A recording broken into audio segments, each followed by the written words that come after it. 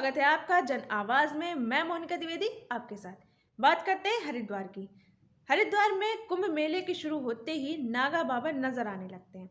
यहाँ सैकड़ों की तादाद में नागा बाबा आते हैं और शाही स्नान करते हैं।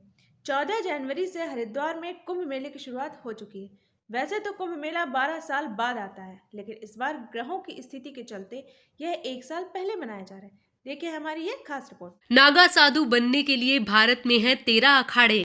आपको बता दें कि पूरे भारत में 13 ऐसे अखाड़े हैं जहां सन्यासियों को नागा साधु बनाया जाता है। आम आदमी से नागा साधु बनना काफी मुश्किल होता है, इतना ज्यादा मुश्किल जिसे हम और आप सोच भी नहीं सकते। कहा जाता है कि ये हिमालय में 0 डिग्री से भी नीचे के तापमान में जिंदा रह सकते हैं। पूरी तरह से नग्न होने के कारण इन नागा बाबा को दिगंबर भी कहा जाता है। जब भी कोई इंसान साधु बनने के लिए आता है तो अखाड़ा सबसे पहले उसके बारे में सारी पड़ताल करता है, जैसे कि वो साधु बनने के काबिल है या नहीं। अगर उन्हें लगता है कि यह आदमी साधु बनने के काबिल है, तभी वो उसे अखाड़ा में शामिल होने की इजाजत देते हैं। नागा बाबा बनने में लग सकते हैं 12 साल।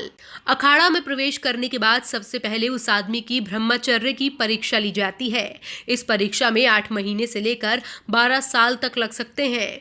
इसके बाद जब उस व्यक्ति के गुरु को लगता है कि अब ब्रह्मचार्य बन चुका है, तो उसे दीक्षा दी जाती है।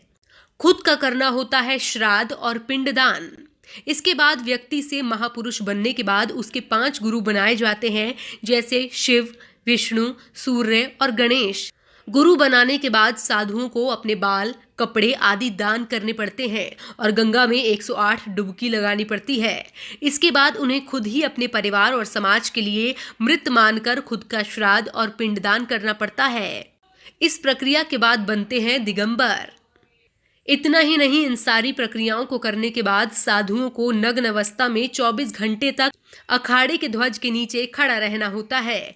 इसके बाद वरिष्ठ नागा साधु लिंग की एक विशेष नस को खींचकर उसे नपुंसक कर देता है, जिसके बाद वो पूरी तरह से नागा दिगंबर साधु बन जाता है। 7 घर से मांगनी पड़ती है भिक्षा। नागा बाबा को 2 वक्त का खाना खाने की अनुमति नहीं होती है।